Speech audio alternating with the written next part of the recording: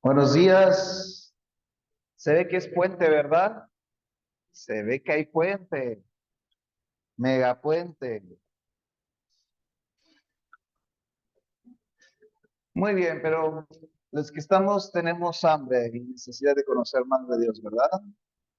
Muy bien, es por eso que hoy les preparé un tema, pero antes de ello, le pirateé esta predicación a mi suegro mientras platicábamos con Abraham en algún momento y dije, va a ser tema de la semana. Malaquías 3:10. Dice la palabra de Dios, traed todos los diezmos al alfolí y haya alimento en mi casa. Y probadme ahora en esto, dice Jehová de los ejércitos, si no os abriré las ventanas de los cielos y derramaré sobre vosotros bendición hasta que sobreabunde. Aquí nos podemos dar cuenta con este profeta menor, como el Señor está diciendo, pruébenme ahora en esto. Y es ahí donde le piratea a mi suegro la palabra, la frase que viene en la Biblia, porque obviamente él usa pues, la palabra de Dios, donde dice, probadme en esto. Cuando la palabra de Dios se refiere a probarme, no significa a retar al Señor.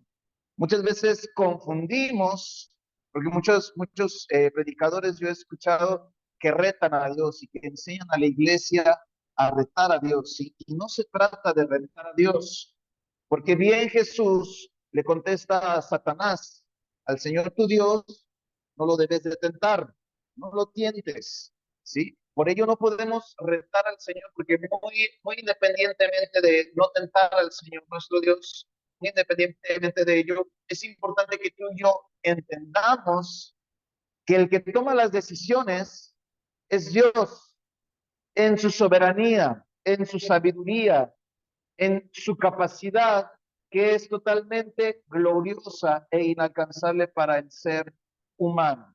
Por ello es importante que nos quedemos con esta parte de la palabra de Dios donde dice, probarme en esto. En este caso, la palabra de Dios está haciendo alguna referencia con respecto a los diezmos y con respecto a las ofrendas, de la fidelidad de la iglesia, de depositar diezmos y ofrendas, para que de esta manera nosotros podamos ver la mano poderosa de Dios en nuestra vida. ¿Sí? No le voy a dar mucho énfasis a lo que son los diezmos y las ofrendas porque no es el propósito, pero sin embargo es una de las raíces de la palabra probarme en esto. Esta parte de probarme en esto, de principalmente lo que son los diezmos y las ofrendas, es importante que tú y yo lo podamos experimentar. Y para ello es importante y fundamental la fe. ¿Qué es la fe, según Hebreos? ¿Quién me puede decir qué es la fe? La certeza de lo que se espera, la convicción de lo que no se ve. Cuando dice la palabra de Dios, probadme en esto, ahí está. Cuando dice la palabra de Dios, probarme en esto, significa ten confianza y tenme la fe para que puedas ver mi mano de poder. El cristiano, la humanidad flaquea mucho en la fe. Nosotros como cristianos hemos llegado a flaquear en la fe. El que nos vaya muy bien en la vida y que las cosas estén surgiendo bien, que todo esté a nuestro favor, no significa que tengamos fe. Significa que estamos confiados y tranquilos y que podemos caminar sobre esa senda un buen rato, un buen tiempo, tranquilos. Y agradecemos a Dios, levantamos nuestras manos a Dios y decimos, Señor, eres bueno y eres fiel. Pero cuando el Señor te saca de esa comodidad, de ese confort y te lleva a un desierto, a una dificultad, a una enfermedad, a la escasez, a la prueba, es ahí donde es verdaderamente probada la fe. Y es ahí donde realmente nosotros tenemos que probar el poder y la mano de Dios a través de nuestra fe y nuestra confianza en Él. Repite conmigo, debo de tener fe. La palabra de Dios enseña que si nosotros tuviéramos fe, así como el tamaño de un grano de mostaza, dice, tú le dirás a ese monte, trasládate de aquí para allá y la montaña se moverá. Dice que si tuviéramos un poco de fe, pero esa fe la estamos llegando a confundir con emoción, porque nos va bien y sentimos que tenemos fe. Pero si nos va mal, ahí es donde se acaba la fe. Y entonces, cuando hay comentarios como el Señor me abandonó, ¿será que el Señor no tiene los ojos puestos en mí? ¿Será que yo no soy digno y el Señor seguramente me ha destinado a la perdición, a la escasez?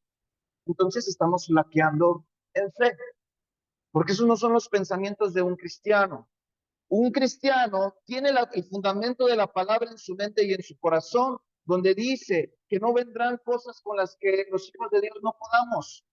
Es decir, todo lo que venga a tu vida y a mi vida es porque el Señor ve que nosotros tenemos la capacidad para enfrentarlo. Amén. Muy independientemente de ello, dice la palabra de Dios que el Señor permite todo por un propósito. No hay cosa, dice, no hay hoja de árbol que se caiga si no es por propósito y voluntad del Señor. Por lo tanto, tú y yo debemos de tener una convicción. Hablábamos el domingo pasado de que Saúl es necesario en nuestra vida. Y así como Saúl es necesario en nuestra vida para forjar nuestro carácter, también es necesario el desierto para que sea forjada nuestra fe. Un cristiano sin fe, escúchame, un cristiano sin fe no se puede llamar cristiano. Suena triste, suena desilusionante, pero es bíblico, porque para que tú y yo podamos llamarnos cristianos debemos de creer en un Cristo y debemos de creer en un Dios que no vemos, porque el justo por la fe vivirá, pero un justo no puede ser justificado si no hay fe en su vida. Repite conmigo, un justo no puede ser justo si no tiene fe en su vida. La única forma, iglesia, de que tú y yo podamos ser justificados es por medio de Jesucristo. Y para que seamos justificados por Jesucristo es fundamental que tú y yo tengamos fe. Es la única forma. En este caso, podemos entender que la palabra de Dios nos enseña a través de Abraham, porque podemos recordar que con Abraham todavía no existían manuscritos, todavía no existía una Biblia. La ley vino a forjarse, a escribirse hasta con Moisés. Todos estamos de acuerdo. Con Abraham no había un escrito donde él pudiera seguir y el decir, bueno, es que esto había sucedido en el cielo, del Señor, bla, bla, bla, bla. Aquí lo que hizo que Abraham pudiera dar estos pasos de fe fue su relación y su fe que tenía con Dios. A tal grado de que Dios le llama amigo a Abraham. ¿Te imaginas qué hermoso poder llegar a ese nivel de relación con Dios en el que Dios te llame amigo? Porque obviamente cuando tenemos un padre y nos llama hijo, sientes bonito. No estás huérfano, tienes un padre espiritual que está al pendiente de ti. Pero qué bonito es saber que Dios te llame amigo. ¿Te imaginas el nivel de fe, el nivel de relación que tenía Abraham con Dios para que le llamara amigo? Y iglesia, es importante que tú y yo podamos desarrollar nuestra fe. Nuestra fe es la que nos va a ayudar a permanecer en el día malo. Nuestra fe es la que nos va a ayudar a decir, Dios da, Dios quita. Nuestra fe es la que nos va a ayudar a permanecer en ese desierto, el decir, en algún momento llegaré a la tierra prometida. Nuestra fe es la que nos va a ayudar a seguir con nuestras manos levantadas, glorificando el nombre de Cristo, diciendo, Señor, yo sé que tú proveerás a su tiempo y que yo veré tu mano de poder en su tiempo. Recuerda, iglesia, que tú y yo somos hechura suya. Recuerda que somos sus hijos. No estamos por encima de Dios. En ningún momento de nuestra vida estaremos encima de Dios para darle indicaciones a Dios de lo que Él tiene que hacer. ¿Quién da las indicaciones? ¿La iglesia o las da el Espíritu Santo? El Espíritu Santo. El Espíritu Santo es el que instruye a Esperanza de Vida. Es por ello, Iglesia Esperanza de Vida, que nosotros tenemos el entendimiento de que Dios es el que trabaja en su soberanía y el que va a hacer su santa y hermosa voluntad.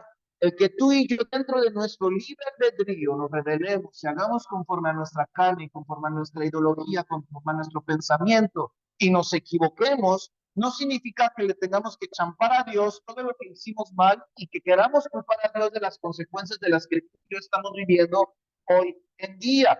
Es por ello que la palabra de Dios ya fue escrita, hay muchos duplicados, hay muchas impresiones para que tú y yo la podamos estudiar y para que podamos dirigir nuestro camino por un camino de bien y no un camino de perdición. Por eso cuando el Señor dice, pruébenme en esto, significa tengan fe y confianza en que si ustedes dan lo que yo les estoy pidiendo que ustedes den, ustedes verán mi mano de poder. Porque el dar diezmo, iglesia, el dar ofrenda, es una de las cuestiones más complicadas dentro de las iglesias. Es un tema súper delicado.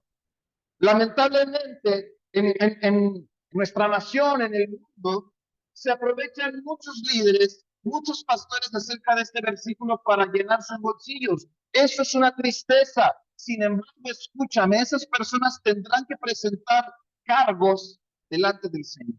Tendrán que dar la cara delante del Señor y el Señor hará justicia divina. Al Señor no se le burla. Te voy a dejar de tarea leer el libro de Primera de Samuel. Libro de Primera de Samuel nos vamos a encontrar a Elí y a sus hijos.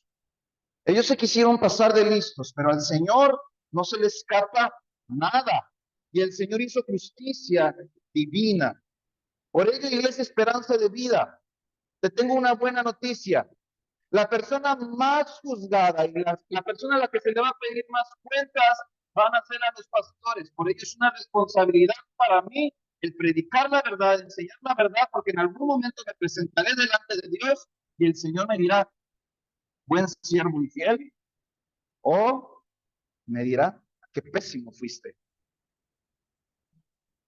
Los pastores somos los que somos más, a los que se les va a exigir más, porque tenemos conocimiento de la palabra de Dios. Y cuidadito de aquel pastor y de aquel líder que se quiera pasar de listo y lucrar con la palabra de Dios, porque entonces está en peligro su vida espiritual. Iglesia Esperanza de Vida. Efectivamente, Malaquías 3:10 hace una referencia a los diezmos y a las ofrendas.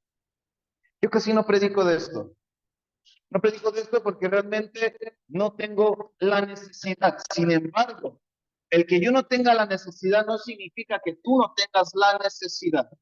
En algún momento escuché a algún pastor que decía, es importante predicar de los diezmos, de las ofrendas, porque el pastor que no lo hace le está dando la bendición a la iglesia.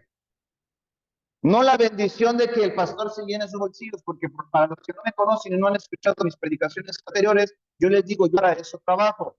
Yo no vivo de la iglesia, todo lo contrario. Tengo que poner más de mi dinero, para poder sustentar la iglesia.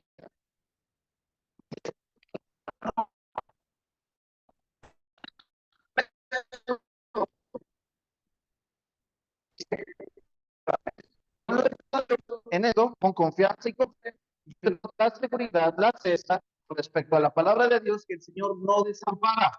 El Señor siempre provee. Cuando tú y yo las cosas como son, el Señor siempre provee a sus hijos. Siempre, siempre. El Señor no se le olvida su promesa. Ahora, con respecto a esta parte, porque ya le quiero dar cierre a lo que son los diezmos y las ofrendas, es importante, iglesia, que puedas probar a Dios en esto.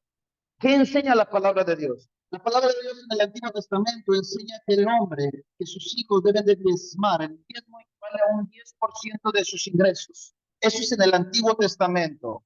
Gloria a Cristo, porque eso fue en el Antiguo Testamento. En el Nuevo Testamento, ¿qué crees? Que no habla acerca de los diezmos. ¿Cuántos dicen gloria a Dios? Porque ya no se tienen que diezmar en el Nuevo Testamento. Gloria a Cristo por ello. Te tengo una buena noticia. En el Nuevo Testamento no hay que diezmar, hay que ofrendar. No por necesidad, sino como enseña la palabra de Dios, que diezmar o de ofrendar con un corazón alegre. Pero escúchame,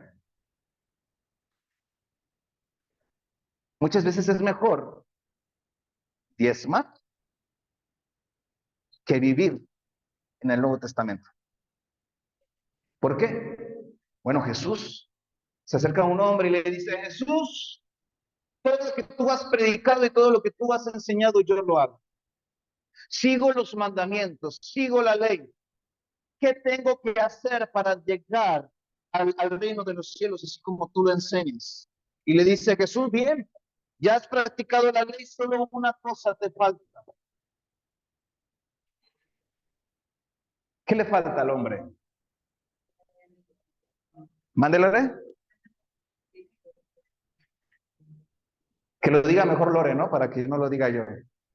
Dice la palabra de Dios que Jesús le dice: vende todo lo que tienes, dáselo a las viudas y a las pobres, y entonces de esa forma podrás entrar al reino de los cielos. En el Nuevo Testamento, en el Nuevo Pacto, en la gracia, no basta un 10%, iglesia. Hay que darlo todo. Ojo, no significa literal que en este momento tengamos que vender nuestros carros, nuestras casas y venir y dárselo a los pobres. No significa eso. El Señor lo que está aquí haciendo referencia es dónde está tu corazón. Porque dice la palabra de Dios que aquel hombre se entristeció. En cuanto Jesús le dijo: tienes que vender todo lo que tienes, el hombre se entristeció. Significa que su corazón estaba afanado y que su corazón estaba puesto en los tesoros de este mundo. Pero sin embargo, si el Señor viene delante de ti y pone el Espíritu Santo en tu corazón, el tener que sembrar un celular, el tener que sembrar un terreno, el tener que sembrar alguna casa, el tener que sembrar algo, ¿qué es lo que tiene que hacer la iglesia? Pues sembrarlo, obedecer. Por eso dice: pruébenme en esto, prueben a Dios en eso, iglesia. Hay que romper ese espíritu de avaricia, ese espíritu de codez y atreverse a confiar en el Señor. Mira, ¿qué es lo bonito de conocer a Dios en la juventud? Lo bonito de crecer en una cuna cristiana es que te disciplinas, te enseñan tus padres a que de repente llegues a la escuelita dominical, te dan 5 o 10 pesos, dice: es para la ofrenda. Y entonces le vas enseñando al niño que el niño se tiene que desprender del dinero. Y entonces el niño sabe que los 10 pesos que le dieron no es para su bolsillo, sino sabe que es para llegarlo y ponerlo en sus ofrendas y en sus ofrenditas ahí que recogen en la escuelita dominical. Y entonces el niño va creciendo con esa idea, va creciendo con esa educación.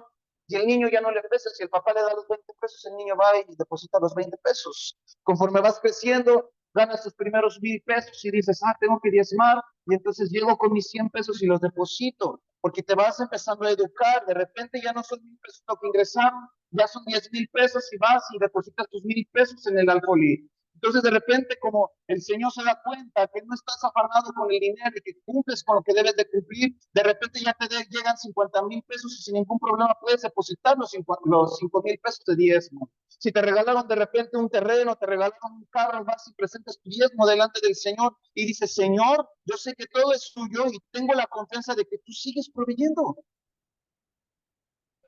Eso es lo hermoso de crecer en una iglesia cristiana. El problema es cuando ya llegamos adultos a la iglesia y de repente te dicen: tienes que diezmar. Y tú dices: ¿qué tengo que qué? Si con trabajo sí puedo comer, si con trabajo sí puedo pagar la renta, con trabajo sí puedo pagarme mi coca, con trabajo sí me alcanza para los cigarros, ¿cómo voy a diezmar? Por eso dice la palabra de Dios: pruébame. Es un acto totalmente de fe. Dice, pruébame. Pruébame que con ese 100% que tú antes vivías, te voy a comprobar que puedes vivir con ese 90%.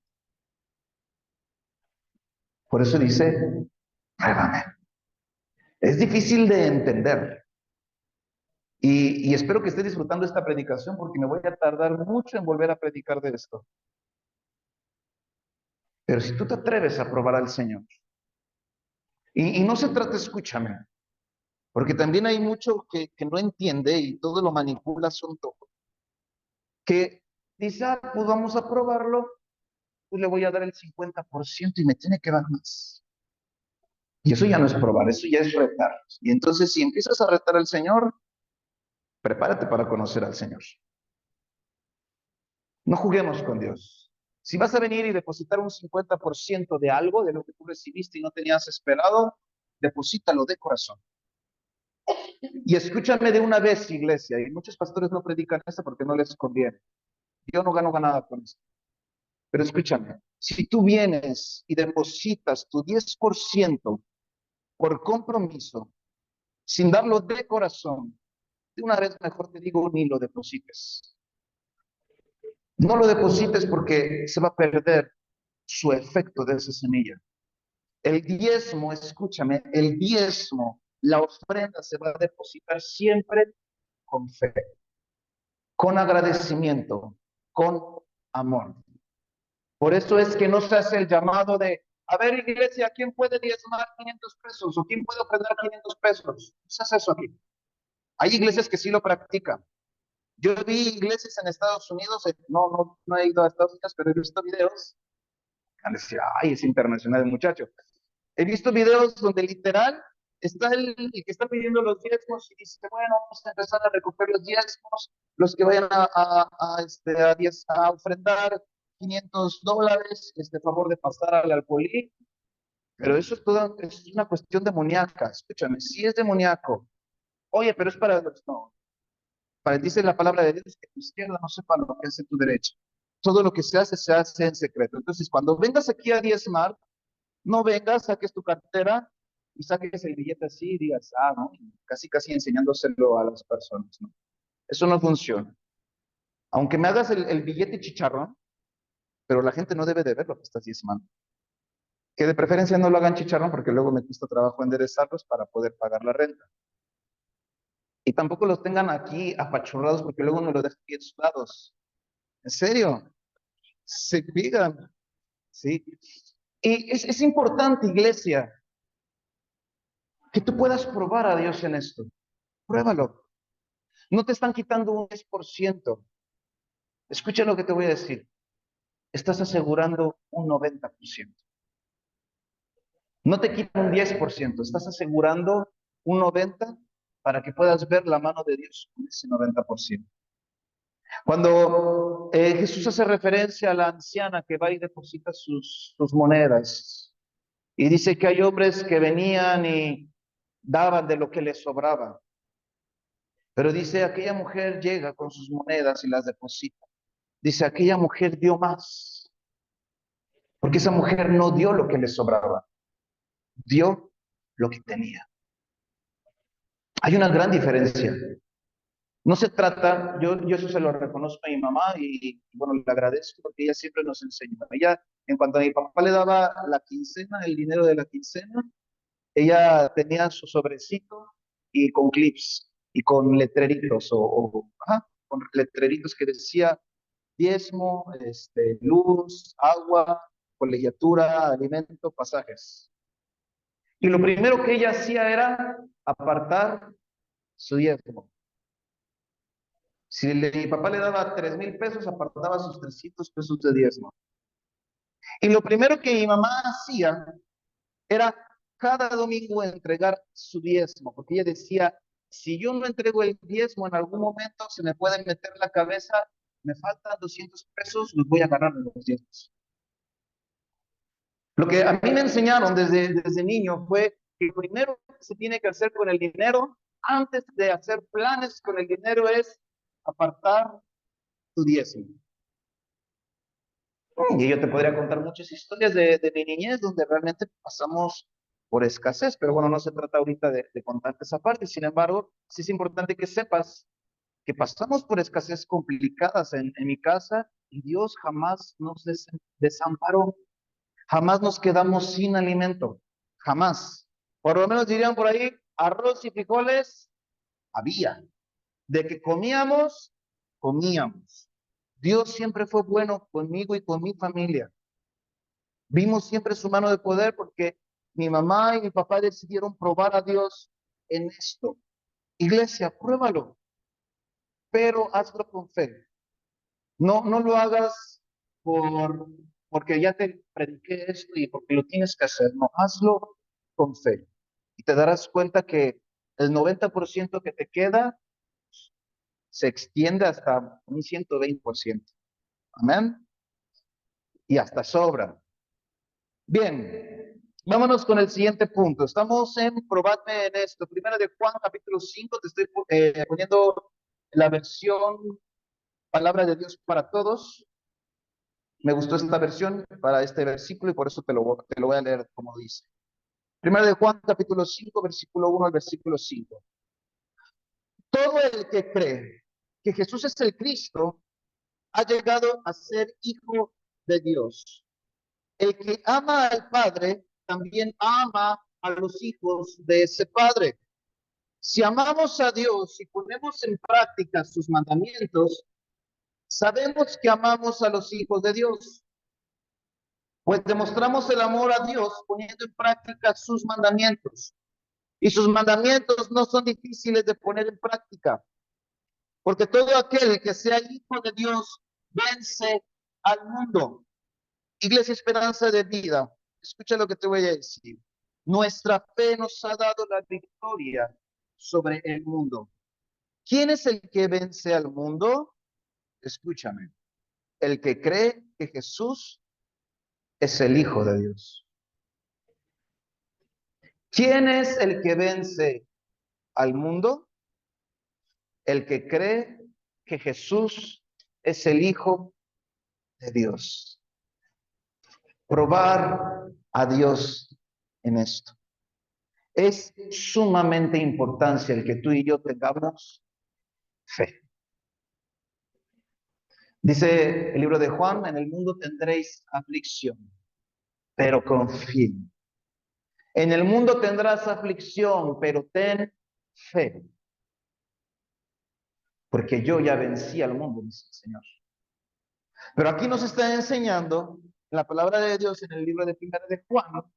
¿Quién es el que vence al mundo? El que cree que Jesús es el Hijo de Dios.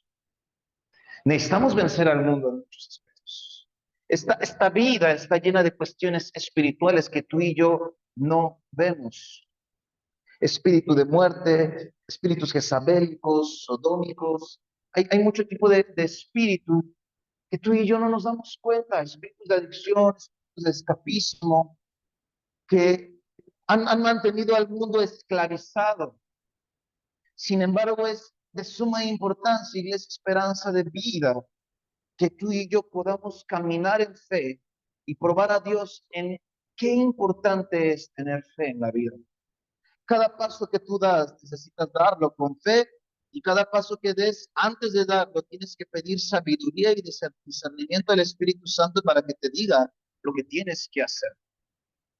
Hay decisiones muy importantes que se tienen que hacer en la vida. Hay otras decisiones que no necesitan mucha relevancia de la búsqueda del Espíritu Santo.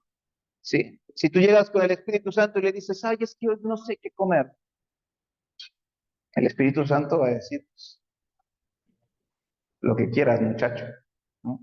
Pero si llegas con el Espíritu Santo y le dices, Espíritu de Dios, necesito que me muestres dónde congregarme, con quién casarme, qué estudiar, qué hacer, el Espíritu Santo te va a mostrar el camino que tú debes de tomar. Hay decisiones, escúchame, hay decisiones tan importantes en nuestra vida que marcan nuestro mañana y que marcan nuestro futuro, de las cuales debemos de pedir instrucción a Dios para saber qué es lo que tenemos que hacer. Nunca te atrevas en dejar a Dios a un lado en este tipo de decisiones. Nunca, porque te puedes arrepentir. Yo conozco muchas, que se arrepienten de haberse casado con el hombre con el que ahora viven. No seamos de esas, no sean de esas mujeres. Y lo mismo va para los hombres. Es importante escoger una mujer conforme al corazón de Dios para nuestra vida. No perfecta. No hay mujeres perfectas. Hombres sí, pero mujeres no. No, no es cierto. No hay ni hombre ni mujer perfecto ni perfecta. Hay hombres y mujeres ideales para acompañarnos en toda nuestra vida hasta nuestro último aliento de vida. Amén. Muy bien. Entonces hablemos de la verdadera confianza en Dios, iglesia. Fíjate lo que dice Primera de Samuel capítulo 5. Dice, y tomaron los filisteos el arca de Dios y la metieron en la casa de Dagón y la pusieron junto a Dagón. Y cuando al siguiente día los de Asdod se levantaron de mañana, y aquí Dagón postrado en tierra delante del arca de Jehová, y tomaron a Dagón y lo volvieron a su lugar. Y volviéndose a levantar de mañana al siguiente día, aquí que Dagón había caído postrado en tierra delante del arca de Jehová, y la cabeza de Dagón y las dos palmas de sus manos estaban cortadas sobre el umbral, habiéndole quedado a Dagón el tronco solamente. Necesito que tú y yo podamos probar, necesito que tú compruebes que realmente existe un solo Dios. Solamente hay un Dios, solamente hay un mediador. Nosotros los cristianos creemos en Dios Padre, Dios Hijo y Dios Espíritu Santo. Hace aproximadamente unos 13 meses hablamos de esto, donde Jesús enseña y dice, yo, tu Padre y yo, uno somos. Y cuando Jesús se tiene que retirar de esta tierra, les dice, me tengo que retirar, pero les dejaré al Consolador, el Espíritu de Dios. Es importante que tú y yo entendamos, iglesia, no todas, escúchame, no todas las religiones llegan a Dios. Repite conmigo, no todas las religiones llegan al mismo Dios. No todas las religiones llegan a nuestro Dios, iglesia. Porque por ahí yo he escuchado mucho que dicen, pues es que al final el propósito de todas las religiones es lo mismo. No, no todas las religiones buscan lo mismo, no todas las religiones se mueven sobre la misma doctrina. Solo hay una doctrina y hay una verdad, dices Jesucristo es Dios Padre y Dios Espíritu Santo. Es el único camino, no hay más. Yo ya te enseñé por qué tú y yo no somos musulmanes. ¿Por qué?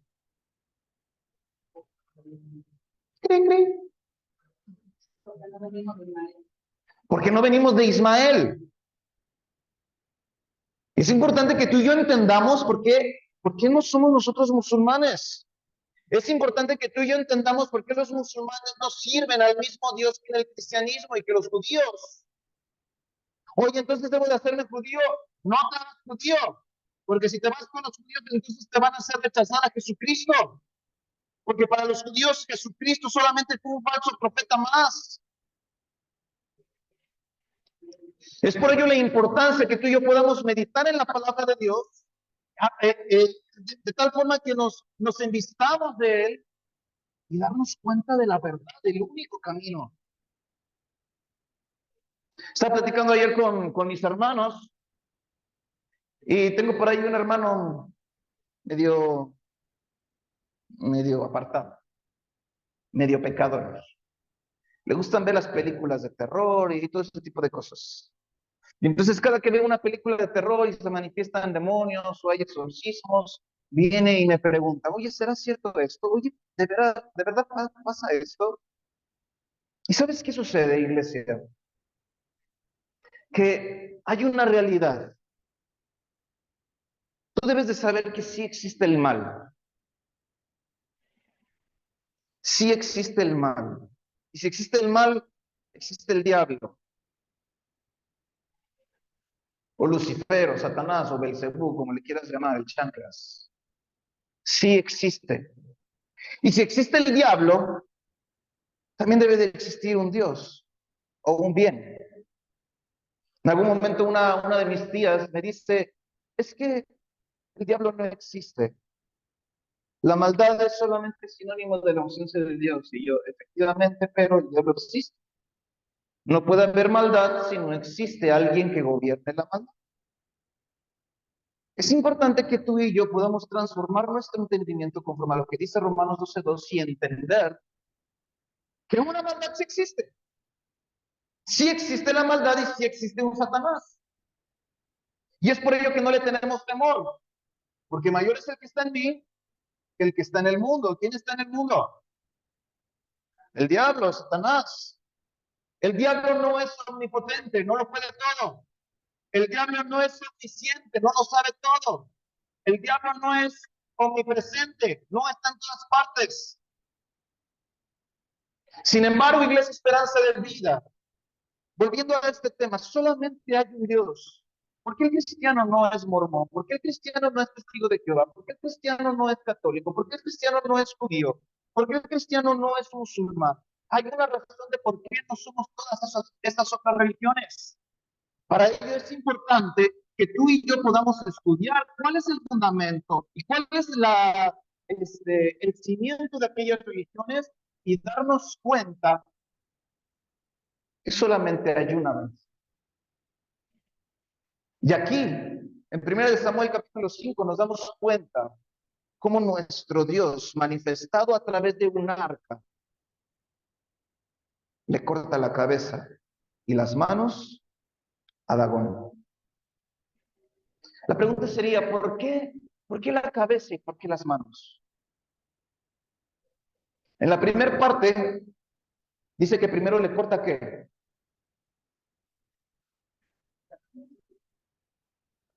Le pongo más un. Ah, perdón. ¿Qué le corta primero la primera noche? Nada, ¿va? Creo que nada más lo tira, a ver.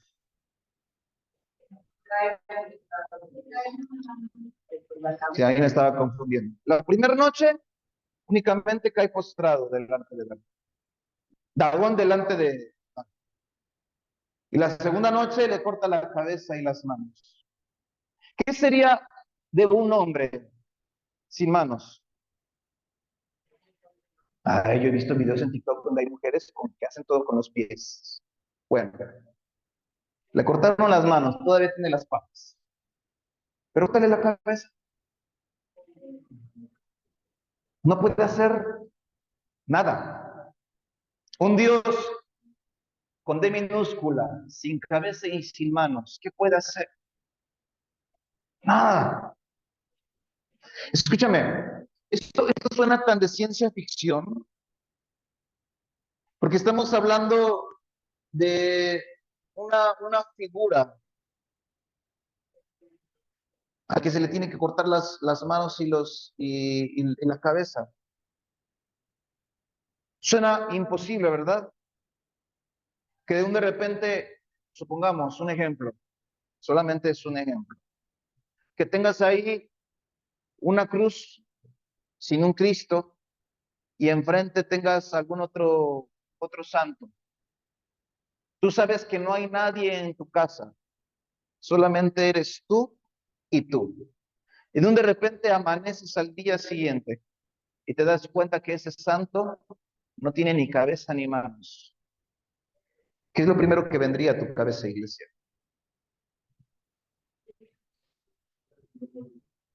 ¿Mandé? Eso diría un buen cristiano, pero un cristiano que anda ahí flaqueando, Satanás. Oye, Cris, ven a orar a mi casa porque están pasando cosas raras. Es importante que tú y yo entendamos esto. Esto no es ciencia ficción, esto se llama vida espiritual. El cristianismo es vida espiritual. He escuchado a tanta gente que tiene manifestaciones demoníacas en su casa. Escucha lo que te voy a decir. Manifestaciones demoníacas, donde les avientan literal el celular, donde les mueven la cama mientras están durmiendo, donde les mueven las cosas dentro del refrigerador, les tiran leche, les hacen un desastre dentro del refrigerador.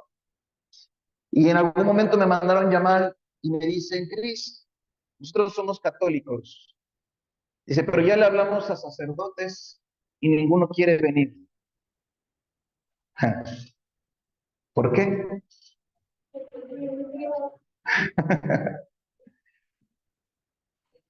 Háblenle a un judío, háblenle a un mormón, háblenle a un testigo de Jehová. ¿Qué solución te van a poner?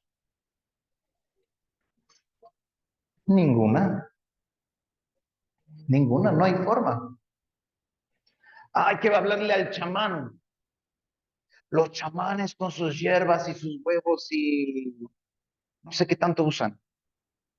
Ellos sí van a poder. Pues lleva al chamán y después en un mes me cuentas cómo van las cosas en tu casa. Dice la palabra de Dios que Belcebú no puede echar a Belcebú. Es decir, Satanás no se va a atrever a sacar a los suyos de ese territorio. Va a hablar con ellos y les va a decir, a ver, necesito que te calmes tantito. Dame nada más un mes, cálmate un mes. Porque así funciona el diablo, escúchame, así funciona el diablo. El diablo no se viene con juegos. El diablo siempre se va a vestir como ángel de luz y te va a tratar de engañar. Porque muchos dicen, es que yo fui con el chamán y sí me sentí tranquilo. Sí, pero va a pasar el tiempo donde esa tranquilidad se va a acabar y vas a necesitar volver a buscar al chamán para que el chamán te haga un trabajo más caro, para que el chamán ya tenga que hacer una revolución espiritual y entonces lo único que va a suceder es que vas a terminar peor de como comenzaste. Es una realidad y es algo que sucede día tras día porque lamentablemente hay cristianos que están en estos caminos, que vienen a la iglesia porque se siente bien bonito estar en la casa del Señor, hay mucha paz, la hermana Diana canta bien bonito y me hace llorar cuando ella canta, pero cuando llego a mi casa siento intranquilidad, siento opresión, no puedo descansar, no puedo dormir, y entonces hay que buscar ayuda por fuera con un chamán para que venga y limpie mi vida, para que venga y limpie mi casa, y va a suceder algo, sí va a suceder algo, va a haber un poco de paz en algunos días. Pero en algún momento se va a volver a manifestar Satanás, porque Satanás jamás se queda quieto. Jamás. Por eso es que es importante, iglesia, que tú te atrevas a probar a Dios en este aspecto de que solamente hay un Dios. Atrévete a creer en Él.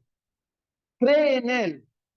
Deja tus cuarzos, deja tus vasos de agua, deja tus velas, deja tus santos, deja tu ídolo, deja tus creencias pasadas, arrúmbalas al fondo del mar y atrévete a probar a mi Dios.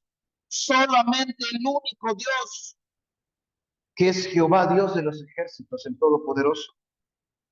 Es el único que te puede ayudar.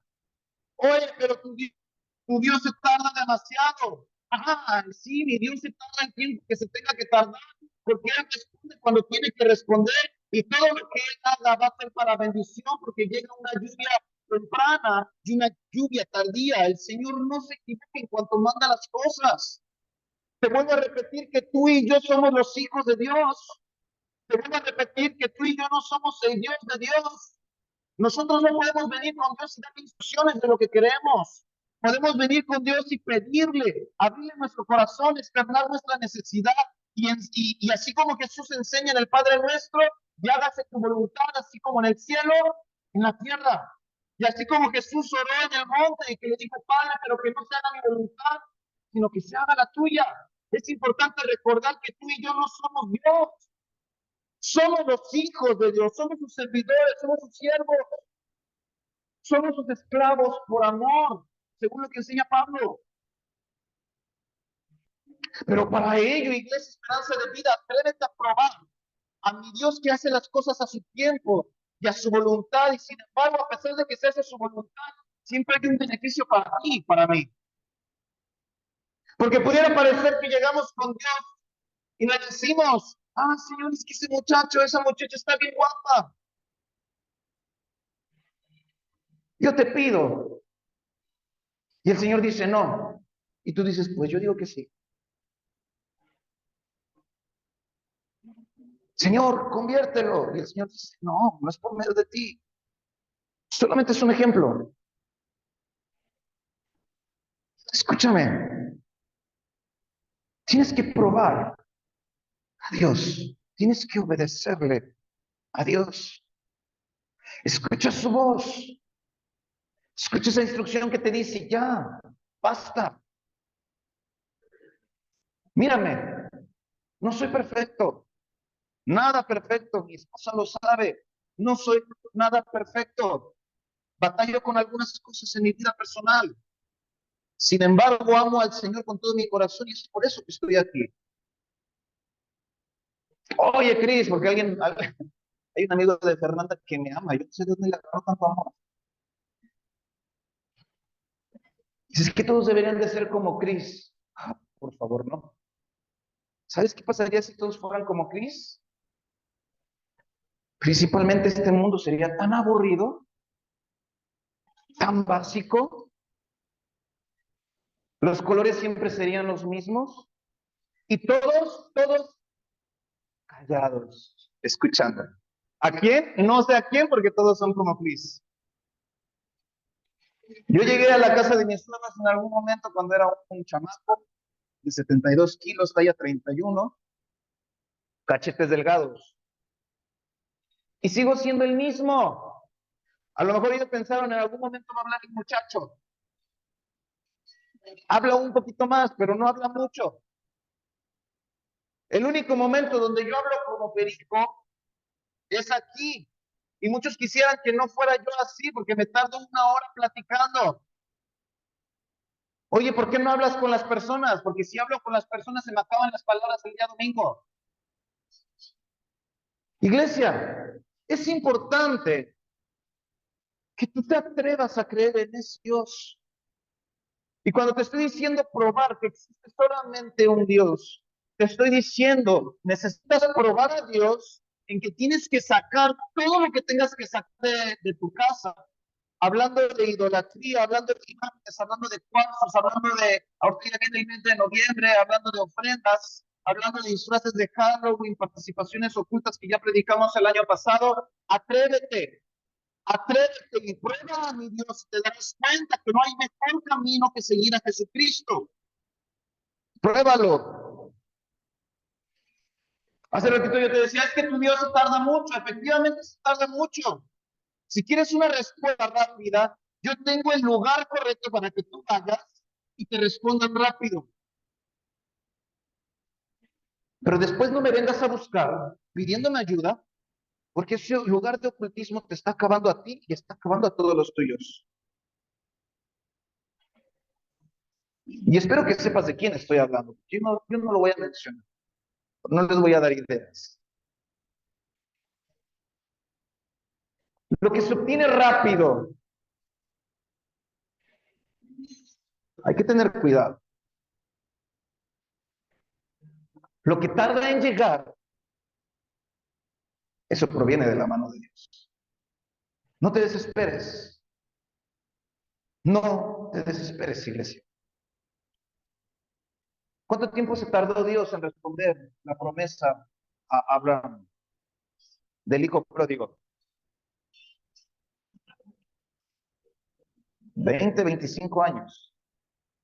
¿Cuánto tiempo se tardó Dios en que los sueños de Josué se cumplieran, donde sus hermanos se arrodillaban, se hincaban delante de él? Pasaron años. ¿Cuánto tiempo tuvo que pasar para que Abraham se diera cuenta de que sus generaciones iban a ser contadas como la cantidad de las estrellas en los cielos y los granos de arena del mar? Ni siquiera se dio cuenta de ello. ¿Cuánto tiempo? ¿Cuánto tiempo tuvo que pasar para que cuando ungieran a David como rey, cuánto tuvo que pasar, cuánto tiempo para que realmente reinara sobre Israel? Pasó tiempo. Sin embargo, tú y yo queremos que todo sea al momento. Queremos doblar nuestras rodillas delante de Dios. Oh, Señor, me estoy quedando. Necesito una mujer que me acompañe a mi lado. Y quieres casi despertar y encontrarte en la ruta. Quieres pedir una empresa fructífera, bendecida. Y llevas un mes, llevas 2 meses, ves que no hay ganancias y lo primero que haces es mentirte. ¿Te imaginas si yo hubiera cerrado esta iglesia en mis primeros 2 meses? Mira, todavía antes de venirnos y nos mudamos aquí, hice un llamado a la iglesia en un mensaje de WhatsApp. Les dije, es de suma importancia que todos estemos en la iglesia. Los quería comer a todos. Afortunadamente ese día prediqué acerca de Gedeón. Y Dios me dijo, tranquilo, si pudieron ellos con 300 hombres, que tú no puedas con los 5 que son. Dije, está bueno, pues. Pero somos carne, iglesia. Mírate en un espejo y date cuenta que el tiempo está pasando. Date cuenta que las arrugas están llegando, que las canas te están invadiendo, que tu cuerpo ya no rinde lo mismo de antes. Date cuenta que tus hijos están creciendo, que tus niñas ya no son las mismas de antes, que ya no son niñas, que ya son señoritas. La vida se está yendo. Se te fue la vida de entre los dedos de las manos, así como el agua se esparce, haciendo lo incorrecto por tantos años, buscando caminos equivocados. Pero es tiempo de que en este 2024 tú puedas cambiar tu vida a tiempo.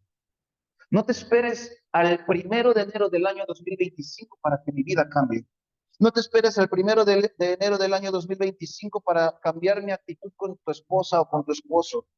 No te esperes al 1 de enero para decir, ay, voy a buscar a mis hijos. No, las cosas se hacen ahora que hay vida, ahora que hay salud, y las cosas se tienen que hacer al momento. Se cambia al momento. Hoy es 28, 29. Hoy 29 de septiembre del año 2024 tienes que atrever a hacer lo que querías hacer hasta el año 2025. Porque muchos queremos esperar, pues el 1 de enero me voy a poner a hacer algún ejercicio.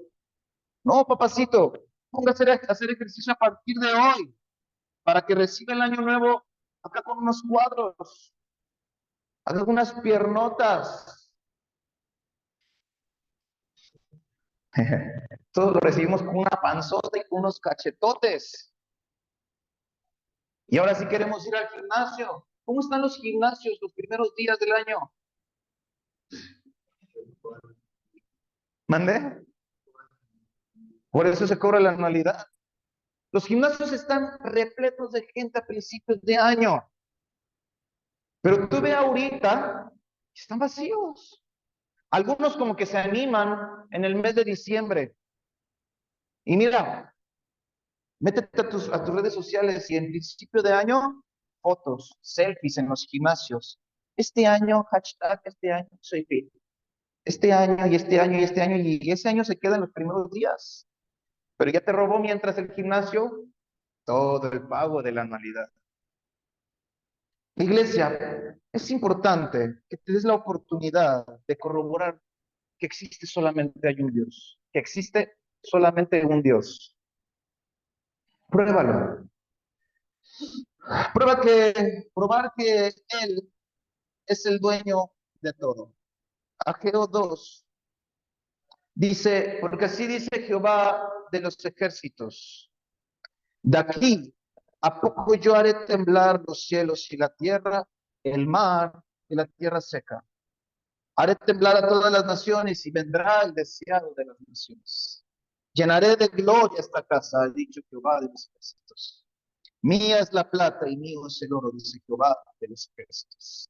La gloria postrera de esta casa será mayor que la primera, ha dicho Jehová, Dios de los ejércitos. Y daré paz en este lugar, dice Jehová de los ejércitos. Aquí está haciendo referencia totalmente a la casa del Señor. Pero sin embargo es importante que tú y yo podamos entender esta parte de Ageo donde dice, yo soy el dueño del oro, de las riquezas y de todo. Y de ahí muchos se agarran para decir, Señor, tú eres dueño de todo, pues dame, necesito. Pero mira, hay una parte de la Biblia, no recuerdo bien en qué libro está ni en qué versículo, donde dice, ustedes pedís y no recibís, porque pedís mal. Pedís para sus propios deseos. Uf. Yo era de estos cristianos, iglesia, lo tengo que aceptar. Yo era de estos cristianos que en algún momento yo le dije, Señor, tú eres dueño del oro y de la plata. ¿Cómo es posible que los que están fuera de ti, yo era de estos, cómo es posible que los que están fuera de ti, que se portan mal, que pecan y que hacen de su vida un desorden, les vaya tan bien? Y yo que te sirvo, yo que te amo, yo que vivo en santidad, yo que predico de ti, no me des lo que ellos tienen. ¿Alguna vez han estado en esa posición? Y yo le decía al Señor, Señor, eres Dios del oro y de la plata. Bendíceme. Y bien cristiano yo, bendíceme para ser de bendición y para ser testimonio para la humanidad y que también bendices a tus hijos. Nunca me llegó la bendición, la que yo quería. Yo creía que era bendición. Pero cuando tú transformas tu entendimiento, cuando tú vinculas tu corazón al corazón del Señor, te das cuenta y conoces dónde está la verdadera bendición que tiene para tu vida. Eclesiastés 3, si no me equivoco. 3:11, 3:12, Abraham. ¿3 qué?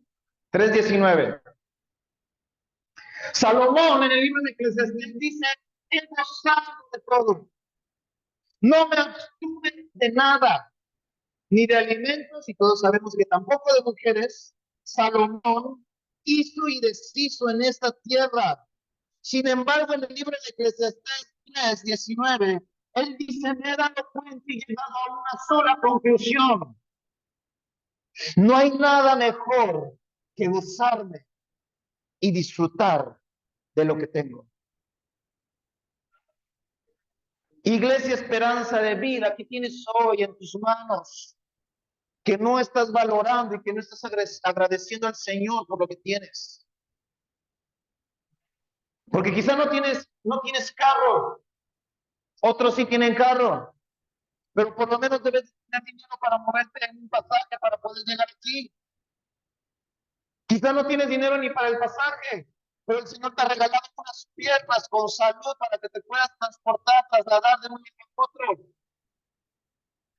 Y aún las personas que no tienen pies, las personas que no tienen manos, como Nick, lo pueden googlear en internet, él se considera afortunado. Hay un video en internet, en YouTube, que se llama El Circo de la Mariposa. Se los voy a dejar de tarea. Vean ese video. Es de este personaje que les estoy hablando. Es un personaje de la vida real. Es un hombre que no tiene manos, no tiene brazos, no tiene piernas. Sin embargo, cree en Jesús y él agradece el tener vida. Y tiene esposa, tiene hijos, y tú que tienes piernas, y tú que tienes brazos, que tienes cabeza, dices, es que ya me quedé, es que la vida se me está yendo, es que no encuentro a ningún muchacho, ninguna muchacha. Ageo 2 está haciendo referencia a la importancia de que tú y yo podamos probar que Él es dueño de todo. Pero escúchame, no te olvides de este versículo que te estoy diciendo. Ustedes piden y no reciben, porque piden mal, piden para sus deseos. Ese es el problema. No hemos transformado nuestro entendimiento y seguimos pidiendo para nuestros deseos. A mí me costó muchísimo trabajo entender, muchísimo trabajo. Lo vine a entender hasta hace 1 año y medio más o menos. Cuando el Señor me dice, entrega tu carro, yo le dije, pues, a ver. Y me lo quitó, bueno, yo lo entregué. Pero desde ese día mi vida fue transformada. Y pudiera parecer una indicación tan insignificante, pero esa decisión fue la más difícil de las que he tenido que tomar dentro de mi cristianismo. Lucas 8, necesitas probar que Él puede sanar. Prometo ya irme más rápido porque nos faltan 20 diapositivas. No es cierto. Lucas 8 dice, pero una mujer que padecía de flujo de sangre desde hacía 12 años y que había gastado en médicos todo cuanto tenía y por ninguno había podido ser curada. Se le acercó por detrás y tocó el borde de su manto y al instante se detuvo el flujo de su sangre. Entonces Jesús dijo, ¿quién es el que me ha tocado? Y negando todo dijo Pedro y los que con él estaban, Maestro, la multitud te aprieta, date cuenta, te oprime. ¿Cómo es que dices quién me ha tocado? Pero Jesús dijo, alguien me ha tocado porque yo he conocido que ha salido poder de mí.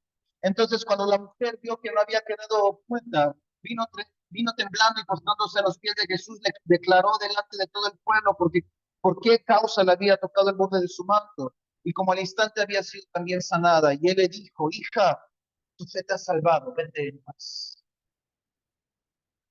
Escúchame, quise poner este tramo, este versículo.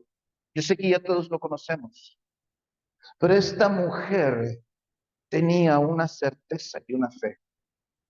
Ella sabía, ella había oído a oídas, de oída, había escuchado acerca de Jesús. Y ella sabía que Jesús tenía el poder. Fíjate su fe. Su fe no era, me voy a acercar, porque hay una parte de la Biblia donde dice que se movía entre los pies de la multitud, o sea, hincada, empezó a gatear entre los pies de la multitud, porque te imaginarás cómo estaba el lugar de lleno de un mar de gentes que estaban buscando a Jesús para que hicieran señales e hicieran milagros en su vida.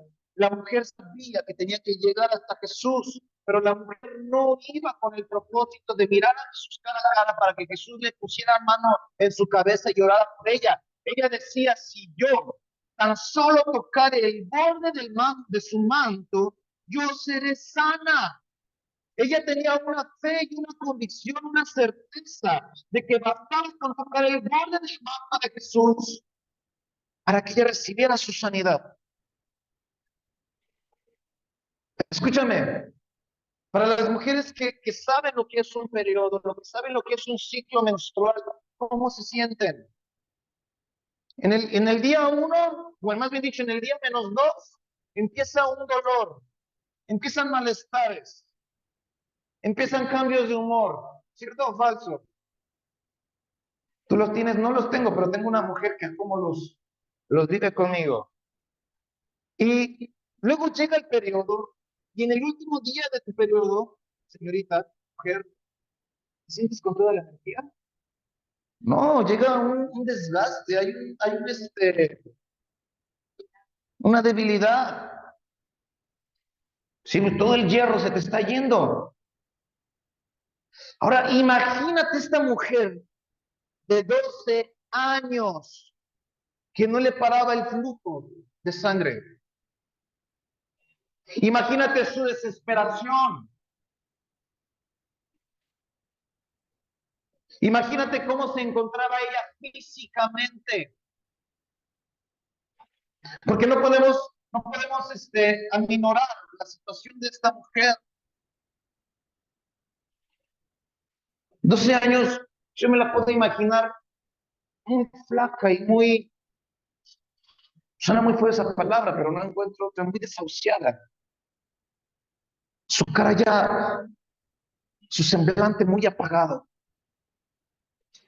Se gastó en médicos a cuanto más no podía. Y cuando se entera que Jesús está ahí, ya dice, con tan solo tocar el borde del manto de Jesús. Era su fe, tu fe, es tu fe. No va a haber otro medio, es tu fe. Es tu fe la que te puede ayudar a recibir esa sanidad. Pero escúchame, a pesar de que ella estaba desgastada físicamente, emocionalmente, porque sabrás que en el Antiguo Testamento una mujer que tenía sangrado era impura. Eran mujeres que tenían que ser apartadas. Imagínate 12 años apartada. La humanidad, las personas que la conocían, seguramente decían, esta mujer es desaprobada por Dios. Escúchame.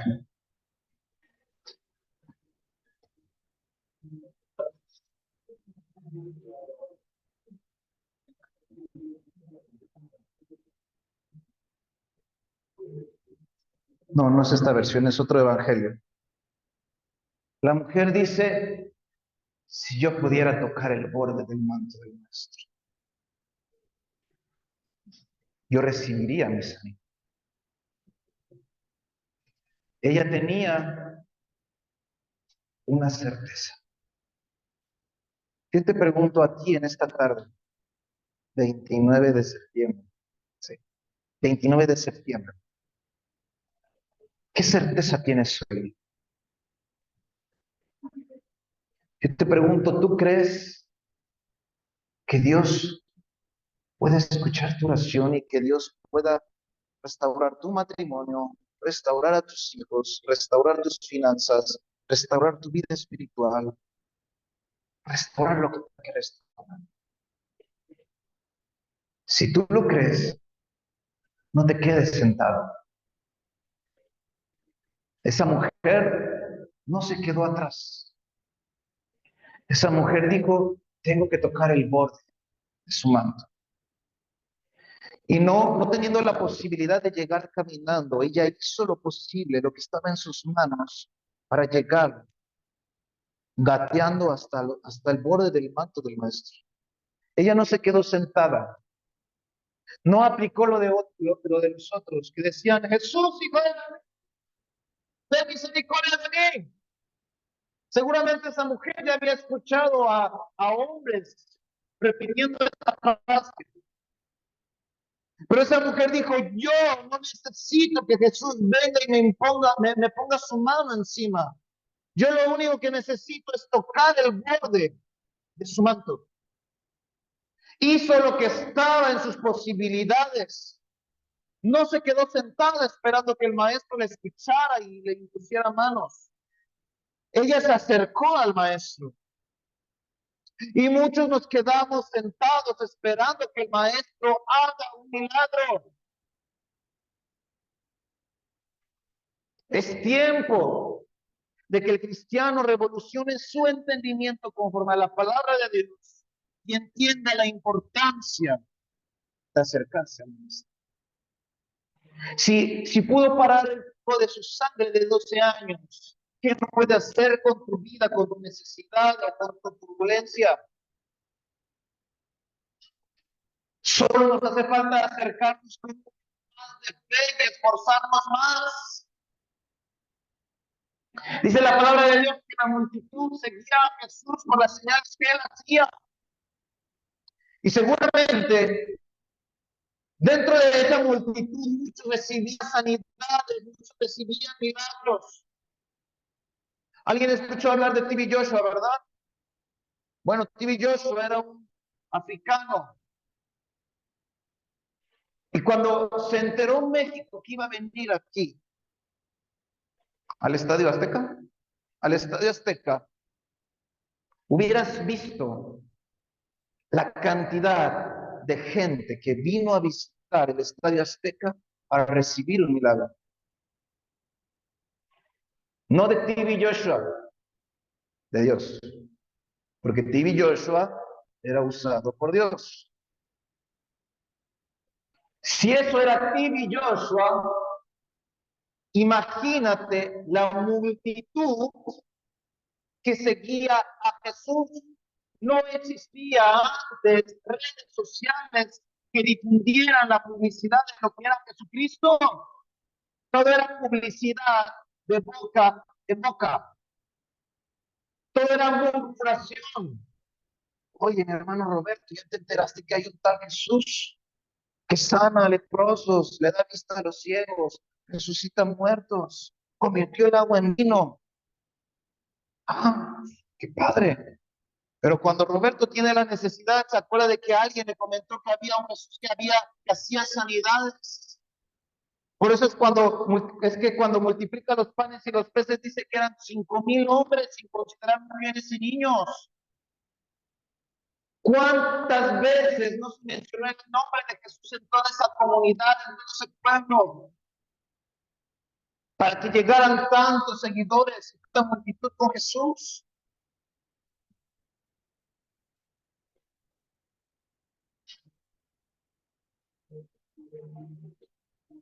Ay.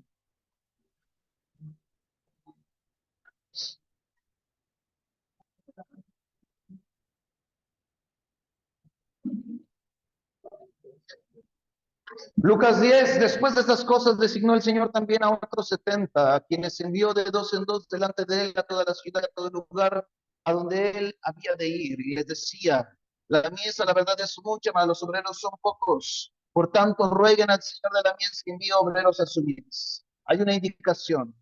Yo los envío como corderos en medio de lobos. No lleves bolsa, no lleves alforja, no lleves calzado, y a nadie saludes en el camino. En cualquier casa donde entres, primeramente, sí, paz sea a esta casa. Y si hubiera allí algún hijo de paz, vuestra paz reposará sobre él, y si no, se volverá a ustedes. Y posen en aquella misma casa comiendo y bebiendo de lo que les den, porque el obrero es digno de su salario. No os paséis de casa en casa. En cualquier ciudad donde entréis y os reciban, comed de lo que les dan delante.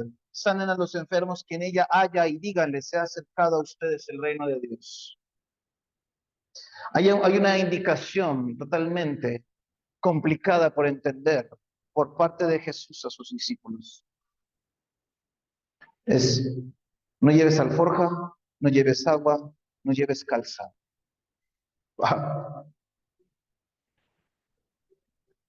Escúchame, eran pescadores de hombres, eran cobradores de impuestos, estaban acostumbrados a tener alimento y sustento en su casa por el fruto del sudor de su frente. Y de repente te encuentras con Jesús y te dice, Tarepe, sígueme, que te haré pescador de hombres. Y de repente te dice, no lleves nada de lo que estabas acostumbrado a llevar, confía en mí, porque el obrero es digno de su salario y a donde quiera que vayas, te proveerán tu necesidad. Sin olvidar que esas personas eran casadas, que tenían hijos, que tenían una responsabilidad y que tenían que recibir un sustento. Y de repente Jesús llega y te dice, te haré pescador de hombres, ve y predica, lleva el evangelio, ve y sana a los enfermos, y tú tranquilo, porque ellos serán los que te sustenten, los que te sustenten. ¿Quién dice, Señor? Heme aquí, envíame a mí. Por eso es que tú y yo no nacimos al mismo tiempo de Jesús, porque hubiera sido uno de los que le azotaron, uno de los que le bofetearon, uno de los que blasfemaron, o si te hubiera mandado llamar y te hubiera dicho, ya no seas pescador de peces, serás ahora pescador de hombres, hubieras soltado tus redes y hubieras seguido a Jesús, o le hubieras dicho, Jesús, no puedo, lo que me pides es imposible. Diría mi suegro, tengo hijos que tienen el mal hábito de comer 3 veces al día. ¿Cómo voy a desampararlos? Sí te sigo, pero ¿qué me ofreces? ¿Cuánto le hubieran dicho esto a Jesús? ¿Qué me ofreces? ¿Cuánto me vas a pagar? ¿Mande? ¿De cómo? Yo te sigo. Yo suelto mis redes. En las redes yo gano 8,000 pesos mensuales. Pero si me voy contigo, por lo menos dame los 8,000 pesos que yo percibo.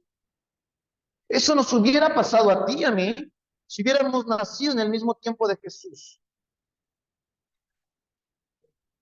¿O quién hubiera dicho, sí, Señor, yo decido seguir? Yo suelto mis redes y voy tras de ti. ¿Quiénes hubieran mantenido su fe? ¿Quiénes hubieran mantenido su certeza delante de Jesús? Sería fácil criticar a Pedro porque negó a Jesús 3 veces. Sería fácil criticarlo. Ay, ese Pedro, bien colérico, que le mochó la oreja hasta el soldado. Tú no hubieras mochado una oreja, tú te hubieras ido a cortar cabezas. Es fácil criticar, es fácil ver todo desde una perspectiva externa, pero ya poniéndote en los zapatos de la gente, qué complicado es. Podemos mal ver a Judas que traicionó a Jesús por unos cuantos ciclos de plata. Y yo te pregunto a ti, ¿cuántas veces no has renunciado a Jesús y has rechazado a Jesús por un trabajo, por dinero o por una relación? Ah, ¿verdad? Eso no te la esperabas, yo tampoco. Muchas veces lo hemos hecho. Hay muchos Judas aquí que están con Jesús en las buenas, están con Jesús aquí en este momento. Pero de repente llega alguien y te ofrece un trabajo donde tienes que presentarte los días domingos y los días miércoles porque te van a pagar el tren. Ahí va Judas detrás del dinero. Y dejas a Jesús, el que te había dado la paz, el que te había dado el amor, el que te había dado la bendición, el que te había provisto, no de manera, a lo mejor no de manera abundante conforme a lo que el mundo ve, pero no te faltaba nada. ¿Te das cuenta cómo cambia la perspectiva?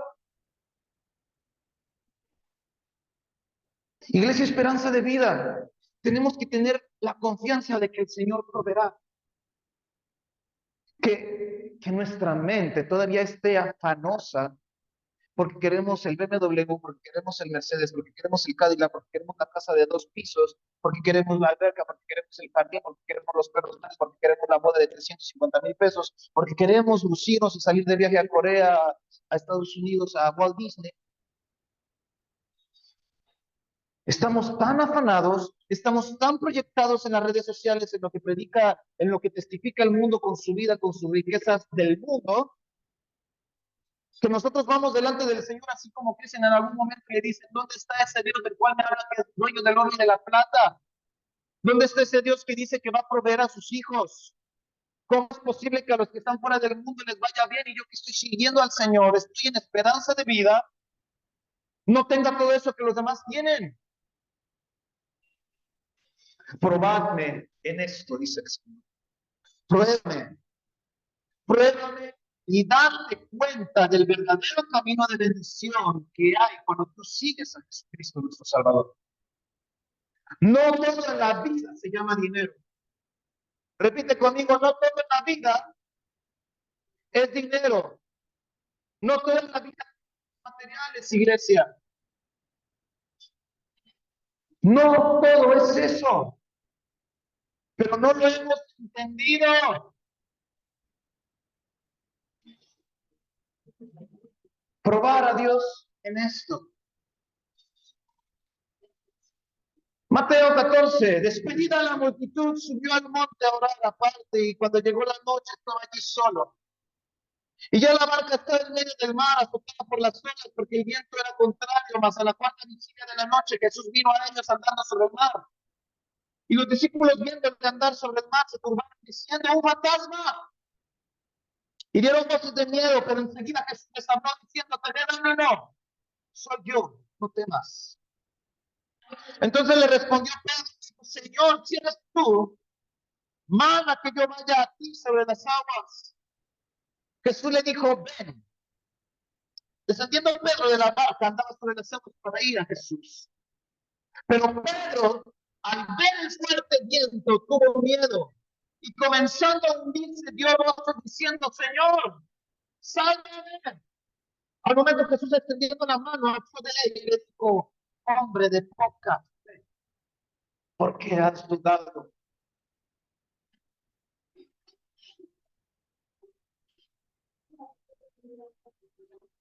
¿Por qué has dudado? Esta escena es majestuosa, porque tú y yo somos ese fe. Estamos en un lugar seguro aparentemente. Estamos arriba de la barca, con nuestros hermanos en Cristo, con nuestra familia que nos ama, que intercede por nosotros, que nos provee, que nos da un poco de pescado, un poco de pan. Pero cuando llega la turbulencia, cuando llega la aflicción, de repente vas a poder encontrar una esperanza al fondo del mar, de la tempestad. Y ahí está Jesús. Ahí está Jesús que te dice, ¿crees en mí? ¿Me amas? ¿Me puedes alcanzar a mirar? Y arriba de la barca, donde todo pudiera parecer que está seguro, le dice, sí, Señor, yo creo en ti. Se está moviendo el bote. Están llegando las gotas de la tempestad. Pero sin embargo, arriba del bote dice, Señor, yo sé que tú eres Dios, yo sé que no me sueltas. El problema es cuando Jesús te dice, baja de la barca y ven. Dice la palabra que Pedro empezó a poner sus pies sobre las aguas.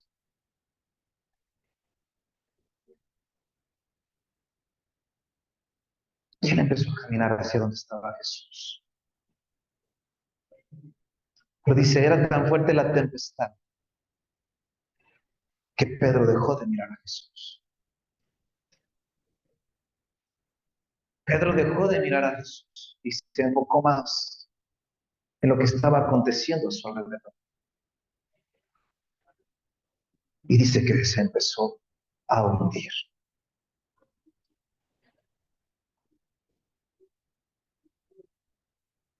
La única llave de esta parte de la Biblia de Mateo 14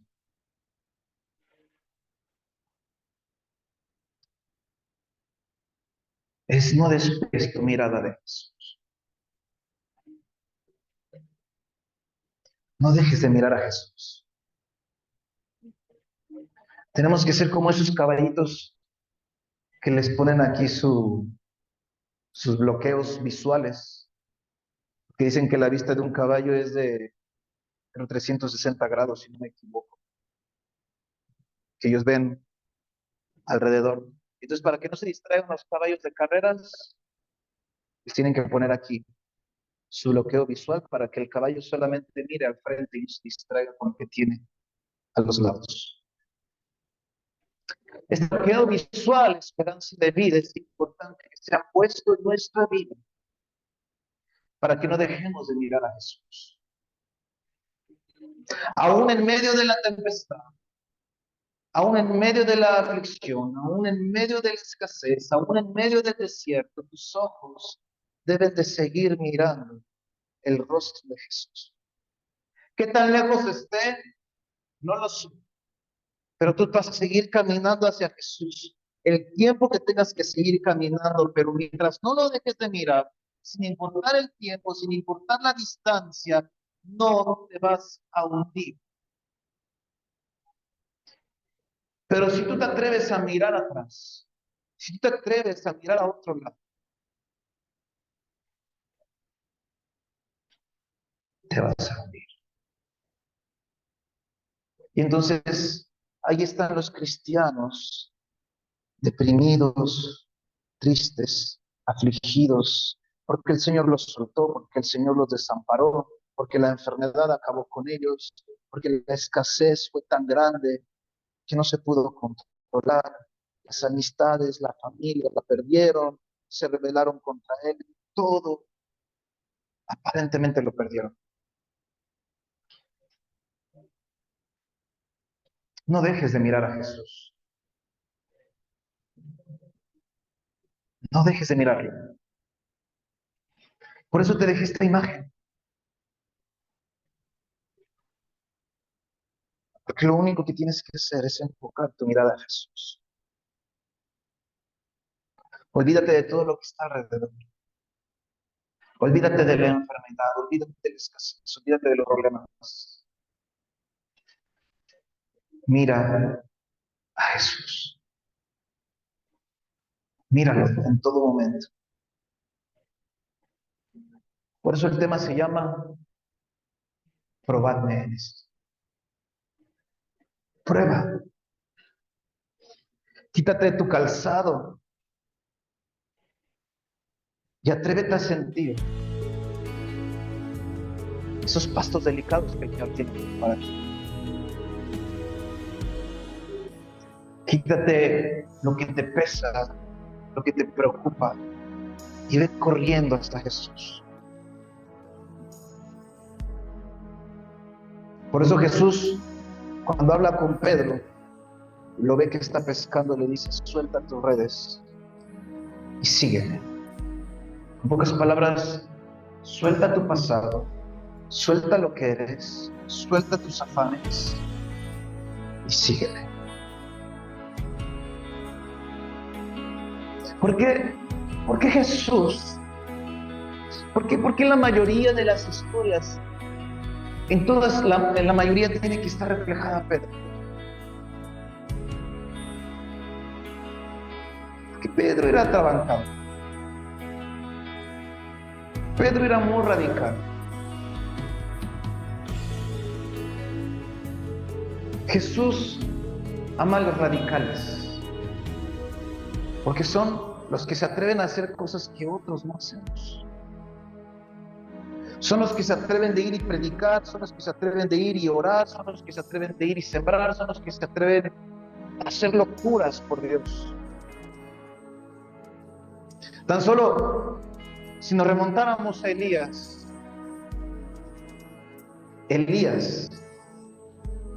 que recibe la instrucción de Dios, que le dice: ve con aquella viuda y pídele de comer. Si yo hubiera sido Elías y Dios me dice: quítale el alimento, el único alimento que tienen ellos, para que tú comas, yo le hubiera dicho: Señor, no te pases, me voy a otro lugar donde se tengan comida. Yo no hubiera podido ser como Elías. Si a mí Dios llega y me dice: voy a hacer caer fuego del cielo, aún con el tapete mojado, y se encenderá aquel holocausto, no sé qué hubiera hecho. Pero Elías era tan radical que retó a todos los profetas ¿de quién eran? ¿De Baal? No, no de Baal, sí. Sí era Baal, ¿verdad? Y lo reta. Y cayó fuego del cielo, y a pesar de que estaba mojado, el holocausto se incendió. El Señor necesita gente radical que crea, que decida seguirle a pesar de la tempestad. El Señor está buscando gente que cuando la mar se atreva a caminar por las aguas. El Señor está buscando gente que le crea y que siempre tenga su mirada puesta en Él. Por eso es que la mies es mucha y los obreros son muchos. Porque no todos quieren seguir a Dios. ¿Por qué no te pones de pie ahí donde estás? Deseamos que la enseñanza de hoy haya sido de bendición para ti. Si deseas visitarnos, nos dará gusto verte y conocerte. Nos reunimos los días miércoles a las 7 p.m. y los domingos a las 11 a.m. Atrévete a creer en el Dios que cambió mi vida y que te garantizo también cambiará la tuya. Visítanos, estamos en la calle Tamaulipas, número 300, en la colonia Ricardo Flores Magón, entre la Plaza Forum y la Plaza de la Veranda. Somos Esperanza de Vida, menos religión, más de Dios.